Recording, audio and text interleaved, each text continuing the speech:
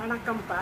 சாப்பிடவே பிடிக்கல, சாப்பிடணும்னா கஷ்டமாக இருக்குது அப்படின்னு சாப்பாட்டை இருக்கிறவங்க இருக்காங்க. அதுக்கு வயிற்றில் ஏதோ பிரச்சனை இருக்குன்னு தான் அர்த்தம். அந்த நேரத்தில் நம்ம எதுவும் சாப்பிடாமலும் இருக்கக்கூடாது, உடம்புக்கு சக்தி தேவை இல்லையா? அதனால் நான் சொல்கிறதெல்லாம் ஒவ்வொரு ஸ்பூன் எடுத்துக்கோங்க. கடுகு, மிளகு, உளுந்தம்பருப்பு, கடலைப்பருப்பு, இந்த நாளையும் ஒவ்வொரு ஸ்பூன் எடுத்து தனித்தனியாக வறுத்து வச்சுக்கோங்க. வறுத்து வச்சுட்டு இதில் இந்த மல்லி விதை இருக்கிறப்ப அது எல்லா ஹார்மோனையும் அது சரி பண்ணக்கூடியது. அதை 2 ஸ்பூன் எடுத்து அதையும் நல்லா லேசாக வறுத்து வச்சுக்கோங்க. வறுத்து எல்லாம் போட்டு அது கூட கொஞ்சம் பெருங்காயத்தையும் அந்த சூட்டிலே வறுத்துருங்க.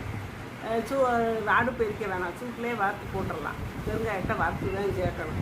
அப்படி போட்டு கொஞ்சம் உப்பு போட்டு அதை மிக்சியில் போட்டு பொடி பண்ணி வச்சுக்கிட்டு நீங்கள் சாதத்தில் ஒரு ஸ்பூனாக உங்களுக்கு தேவையான அளவு போட்டு நல்லெண்ணெயை ஊற்றி பிசைஞ்சு சாப்பிட்டுக்கோங்க. அப்படி சாப்பிடும் போது